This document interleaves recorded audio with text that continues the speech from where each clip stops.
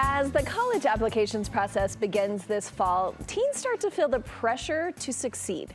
And my next guest says putting too much pressure on them to perform hurts more than it helps, not only with college admissions, but in any area of life. Studio 5 parenting contributor Heather Johnson will share how to know when your encouraging becomes harmful. Thank you so much for being here. You know, this is a hot topic. We had a lot to talk about with this. And, you know, we push as parents. That's kind of a part of our job. But when does it go when it gets like too much? Well, even understanding what achievement culture is, right? It's when we set up a family system or an organization and put all the focus on the outcome, right? If you won the match, if you get into the right college, if the grades are all A's, we very much base the conversations we have, the energy and effort, even oftentimes the love and energy we show towards our kids, we base that on if they're succeeding and accomplishing, if they're achieving. And so this achievement culture, we feel it everywhere, especially as parents when society gets more and more volatile. We start to feel really uncertain. And so we kind of double down. Like, I need you to get good grades and we need these things to happen. You need to achieve these things because so much is uncertain. And so when we start tying it to their worth, it becomes really, really toxic. When we find ourselves in a place where we are basing, again, what we're offering our kids on what they're achieving or accomplishing, when every conversation, if you take a step back, we start to realize is based on what did you do today and did you get it done right and did you get an A in it, that becomes really toxic. And when we talk about the things that it does or how it hurts our kids, I mean, self-esteem is lowered.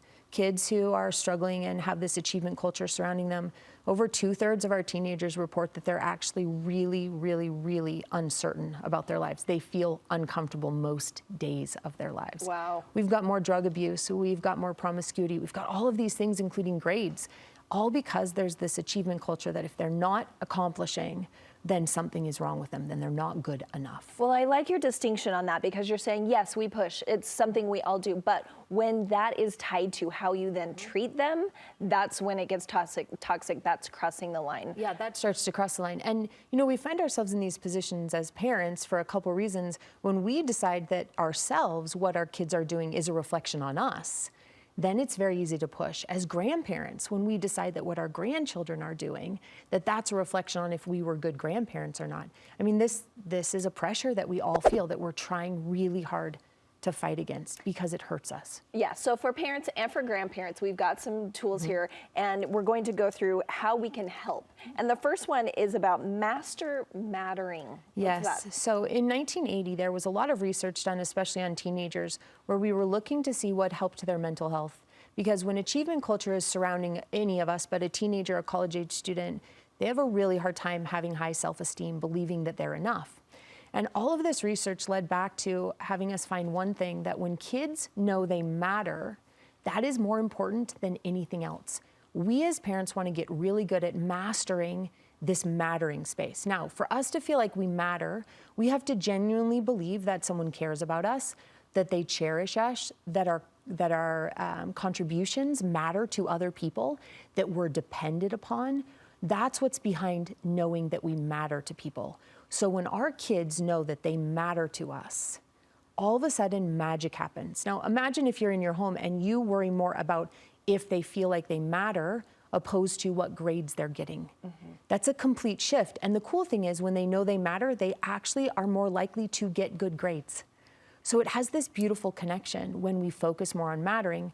As parents, we put a lot of energy into watching our children and observing to see if they're happy. We've sat in that space, right, where you look at your kids each day and you kind of at the end of the night go, okay, they seem pretty happy, like they're doing pretty good. We actually want to stop worrying about if they're happy and start worrying about if they know they matter. Do they feel valued? Do they have a purpose? Yep. I love that. I love that.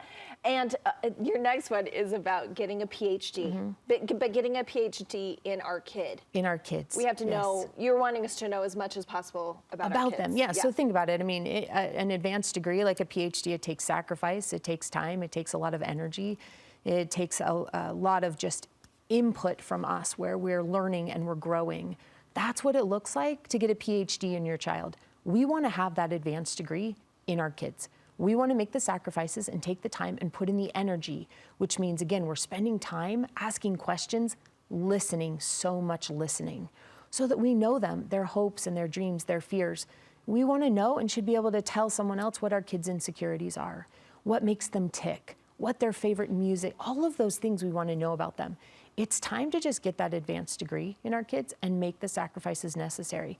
Imagine again, if our focus is on that, there's not a lot of energy left to worry about the achievement culture part, right? We're able to push that aside and put it off. You reminded me of when my kids were little, I would play the favorite game in the car where it was just like, what's your favorite color? What's your favorite animal? But now maybe I could switch to those more intense questions that take a little more thought. But it could be just something like that where it's just every conversation you ask one of those questions. Absolutely, and you're listening to them, right? You're even tying that into how the answers would potentially make them feel so that you actually get to know them. You want it to be a space where they're telling you, this is scary, and this is exciting, and this is what I love. And then we have to accept whatever they say. That's how we get that PhD. Okay, now your next one is working on our resilience. We're not Yes. talking about our kids' resilience, ours. How do we do that? We're talking on ours. When we are resilient, we're more likely to have kids who are resilient. So when we have that bounce back, when we're able to see that achievements are not always achieved, when we don't always succeed in them, things don't always go as planned, and we know how to navigate that, we model that for our kids. So when we're better at that and navigating those achievements, we then have kids who are better at that. Now, a very first step that we can take as adults is it's time for us to surround ourselves with other adults who don't support achievement culture. It's time for us to find a group of friends, a spouse, other neighbors, people who aren't supporting this culture that's hurting our kids, this idea that if they don't achieve certain things, they're not good enough. So that's a way we can do it, is we can surround ourselves with adults who support this same belief system. Make a change in the culture. And you also talk about just your household and making your home a haven for these kids who may not have it anywhere else. Right, because it's not safe, right? We want our homes to be safe. They get so much pressure. Yes, there's a lot of coddling going on. We talk about that often with kids and teenagers. And also right next to it, there is so much pressure for them to achieve, to look a certain way, to be a certain way, to accomplish certain things. We want to make sure that our home is a safe place where they don't feel that pressure, where they know that as is enough. They're accepted as is. And we can do that. We can do that by the way we communicate with them. We can do that with the questions that we ask and don't ask. We can do that by listening more instead of talking so much. We want to make sure that when they come home, they're not going to get that pressure there, and it's going to be safe. Let them have a breather when they walk through that door. We do. And the next one is something we kind of kicked off with, which is not tying worth and performance together. And this is a problem that we have with ourselves, and we want to master it there while we're also teaching our children. It's really easy to tie their accomplishments to them being enough and tying it to their worth. And what happens with, again, parents and grandparents, this one is really challenging generationally. It seems to be more challenging when we go back more generations, that grandparents, great-grandparents have a harder time disconnecting these things. It's been more recent that we've been able to recognize, and then we're teaching that what I do today doesn't mean I'm worth more or less. It simply means that's what I did or didn't do today. When we tie these two things together, it attacks self-esteem, and it starts with us. If I'm concerned and need our kids to do certain things so that I feel like I'm a good mom, if my mom needs her grandchildren to accomplish certain things so that she can say she's a good grandma, we've tied worth to performance. So we want to make sure that we're very aware in teaching our kids, our teenagers, our college-age students, that what they do or what they don't do is not actually or doesn't mean anything about them being worth more or less or us being worth more or less. And we've got to model that. We've got to model it, again, with what we say and what we do. Which then leads us to this really powerful point of vocalizing and verbalizing where our kids are strong. Yeah, I wanted to ask you about the disconnect here, because if we're focusing on verbalizing their strengths, is it just more about the strengths of who they are, not what they do? Is Absolutely. that the difference? It's exactly right. And focusing on the energy, the effort, the sacrifices that they're making, that we're talking about, again, where they matter. Remember, if anything, go back to this idea that every day we want to act and love and serve our kids in ways that allows them to know they matter. They need to know that we depend on them. They need to know that their opinions we value. That's part of mattering. So when we're complimenting them or validating their strengths, we want to be recognizing those things.